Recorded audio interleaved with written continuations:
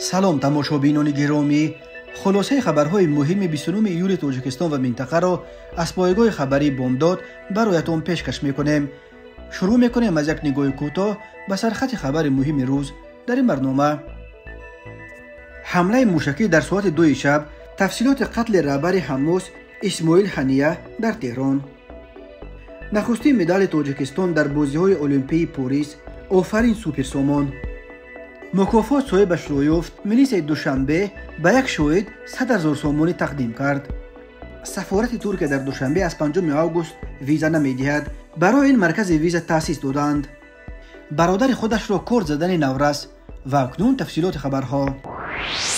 رهبر دفتر سیاسی گروه فلسطینی حماس اسماعیل حنیه و محافظ او شب 31 ایول سال 2024 در نتیجه یک عملیات ویژه اسرائیل در تهران کشته شدند. حنیه برای اشتراک در مراسم ادای سوگند رئیس جمهور نو ایران مسعود پزشکیان به پایتخت جمهوری اسلامی آمده بود. خبرگزاری ایرانی میر خبر داد که اسماعیل حنیه را شب چهارشنبه 31 ایول کشتند. سپاه پاسداران انقلاب اسلامی ایران در اظهاراتش گفت حنیه و یکی از محافظانش در نتیجه حمله ارتش اسرائیل به قرارگاه آنها در تهران جان باختند. سپاه پاسداران گفت این حادثه تحت تحقیق قرار دارد و نتیجه های تحقیق بعداً اعلام خواهند شد. گروه حماس که سال 2007 نظارت نوار غزه یک قسمت سرزمین های فلسطین را در دست دارد، مرگ رهبر سیاسیش را تصدیق کرد و اظهار داشت که اسماعیل حنیه در نتیجه حمله اشکنانه صهیونیستی به قرارگاهش در تهران به هلاکت رسید. در همین حال شبکه تلویزیونی العربیه با تکیه به منابع خود خبر داد که اسماعیل حنیه در نتیجه حمله موشکی به منزل در تهران که او در جریان سفرش به ایران در آن خانه قرار داشت کشته شده است. اسماعیل حنیه ساعت 02:00 دقیقه به وقت محلی در نتیجه مستقیما به مکان زیست رهبر دفتر سیاسی حماس اصابت کردن موشک کشته شد، گفته می شود در گزارش العربیه.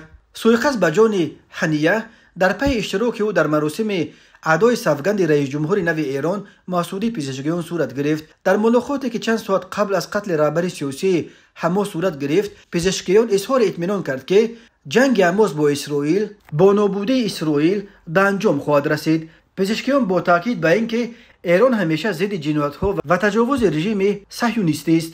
ما مطمئنیم که این مبارزه با پیروزی نهایی مردم فلسطین و آزادی سرزمین‌های فلسطین و با نابود رژیم صهیونیستی به انجام خواهد رسید.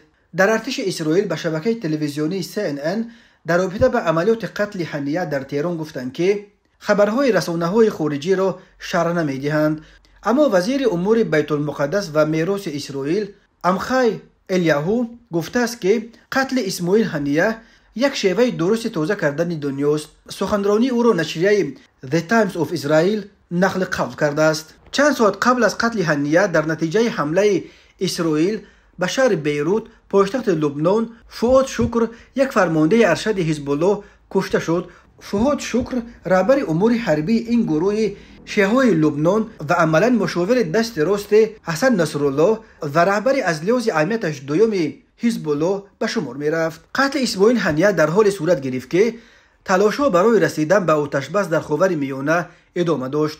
معاون وزیر خارجه روسیه میخائیل باگدانوف قتل اسماعیل حنیه را کشتار سیاسی و مطلقا غیر قابل قبول نامیده است. یک نماینده کاخ سفید بدون بردن نام به CNN گفته است که در ماموریت ایالات متحده آمریکا از کشته شدن حنیه خبر دارند، اما این منبع از هر نوع شر دیگر این حادثه خودداری کرده است.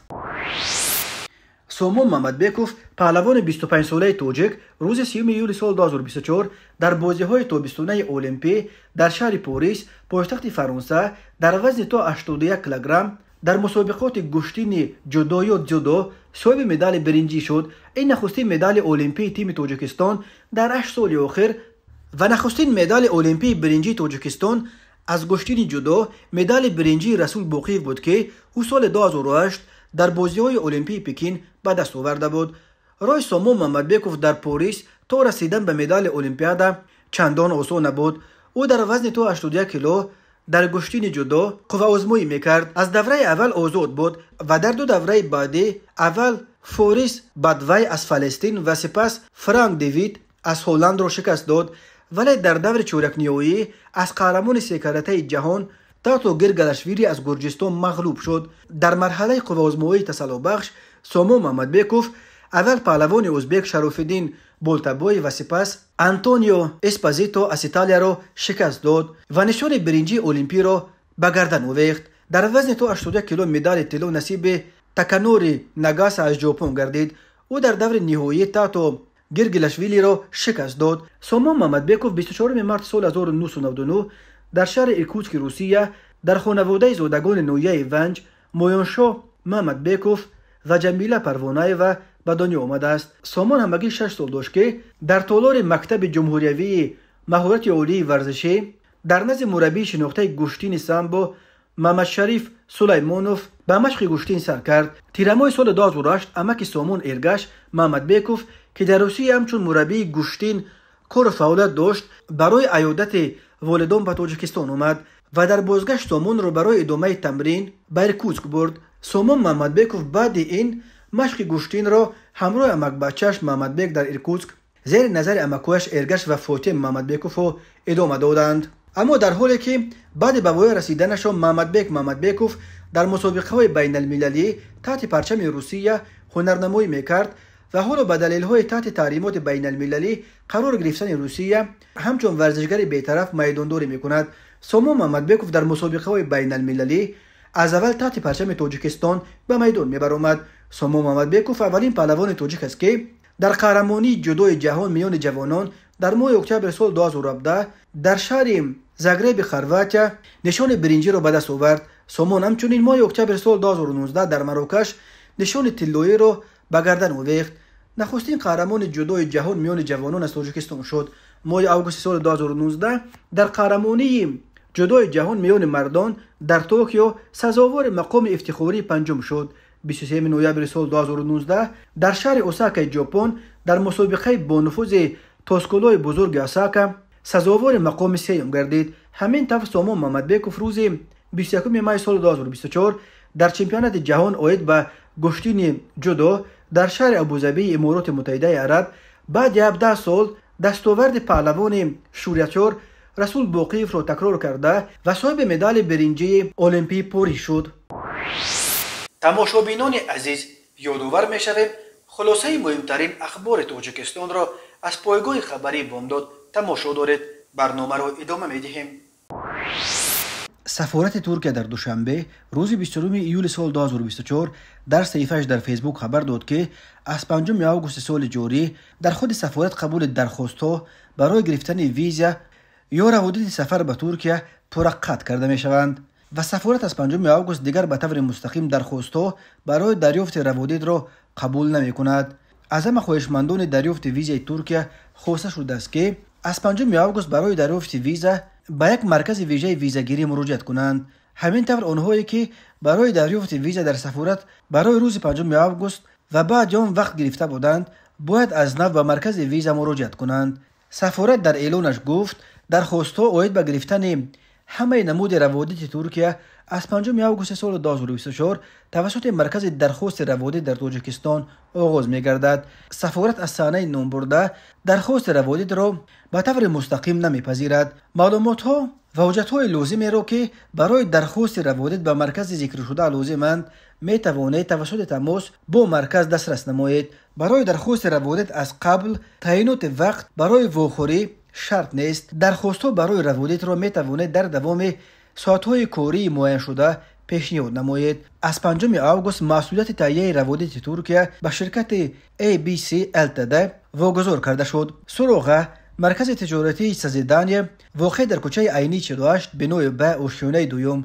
ریچه کاری مرکز درخواست روابط دوشنبه جمعه از ساعت 9:00 دقیقه تا 17:00 دقیقه. نرخ ویزا برای شهروندان تاجیکستان برای سفر یک کرته به ترکیه $60 و برای سفرهای بسیار کرته $190 مقرر کرده شده است. یادآور می‌شویم ترکیه از 20 اپریل سال 2024 رژیم بدون روابط را برای شهروندان تاجیکستان بیکار کرد. 6 اپریل سال 2024 در نشریه رسمی حکومت ترکیه رسمی گازته فرمان پرزیدنت ترکیه رجیب طیب اردوغان نشر شد که در آن چنین گفته می شود: قرار کرده شد که رژیم بدون روابط برای سفر به ترکیه برای شهروندان تاجیکستان که شناسنامه‌های خارجی عادی دارند بیکار کرده شود. درباره سبب چنین قرار حکومت ترکیه نیز تا کنون شرح نشر نشده است، ولی تصمیم ترکیه در مورد بیکار کردن نظام بدون روادید برای شهروندان تاجیکستان در پی سلسله حمله‌های تروریستی از نام سازمان تروریستی دوئش که در کشورهای گوناگون از جمله در ترکیه با اشتراک زادگان تاجیکستان صورت گرفته اعلام شد. از جمله برای حمله مسلحانه ماه ینور سال 2024 به کلیسای کاتولیکی در شهر استانبول که باعث هلاکت یک شهروند ترکیه شد، 2 نفر دستگیر شدند که یکیش از روسیه و دومیش زاده تاجیکستان امیرجان خالقوف بود. ریاست کارهای داخلی شهر دوشنبه روز 30 ایول سال 2024 از روز بعد آشکار شدن نفر متهم در حمله بر راننده جوان تاکسی ضیاءالدین بیکوف با نشر یک عکس خبر داد که به شخص مساعدت کننده 100,000 سومانی مکافات وعدگی سپرده شد. میلیس دوشنبه با نشر عکس روی پوشیده این شاهد مهم اکتفا کرده نام او را آشکار نکرده است. در اطلاع ریاست وزارت کارهای داخلی پایتخت تاجیکستان چنین گفته می شود: آشکار کردن و پیشگیری کردارهای جنایتی و حقوق ویرانکنی، تامین ترتیبات جمعیتی و حفظ حقوق و منفعت‌های شهروندان پیش از همه در نتیجه همکاری و اعتماد و باوری شهروندان به مقامات حفظ حقوق به دست می آید. رهبریت مقامات میلیس پایتخت به شخص مساعدت کننده اظهار سپاس نموده 100,000 سومانی مکافات که برای آشکار ساختن این جنایت اعلان گردیده بود به جوان مساعدت کننده سپرده شد.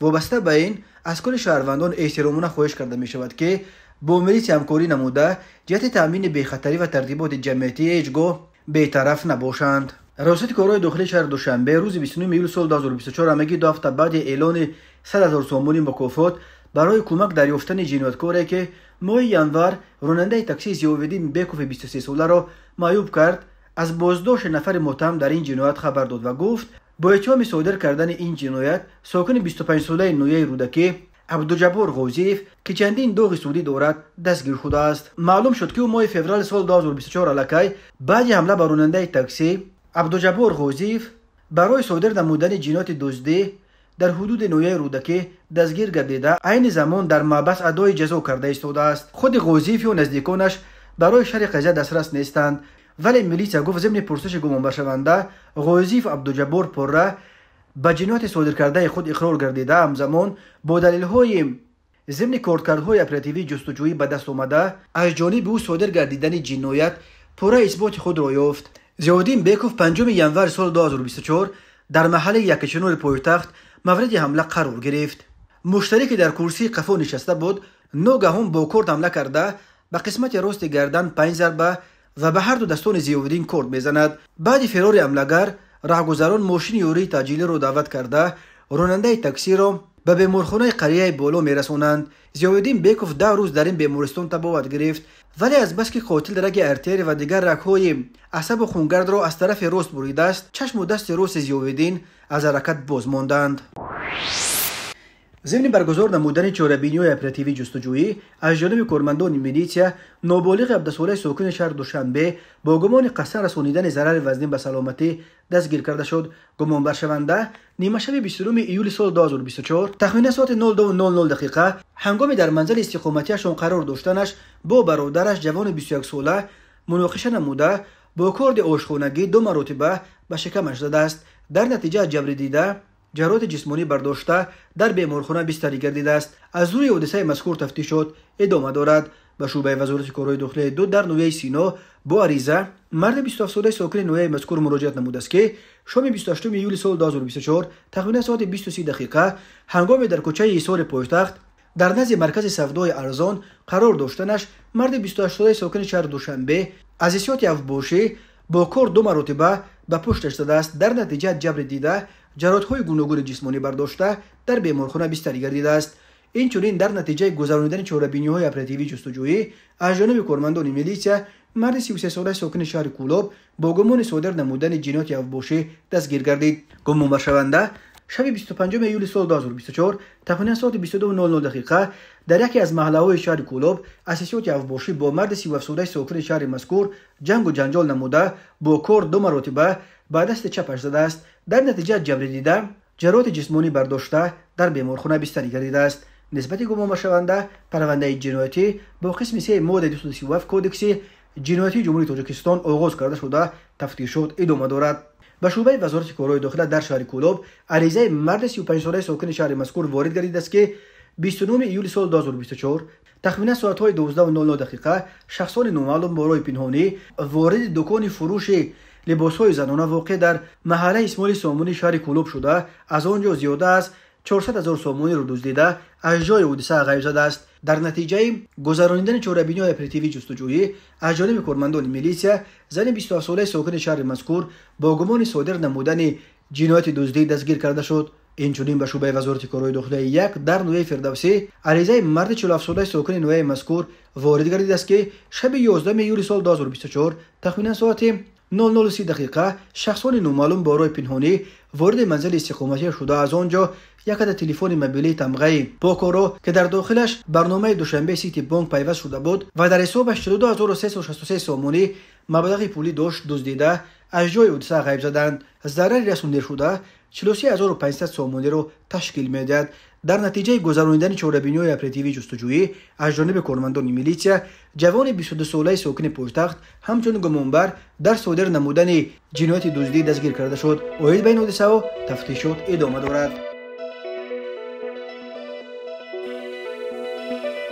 تماشابینان عزیز و گرامی، این بود مرور به خلاصه چند خبر مهم امروز تاجیکستان.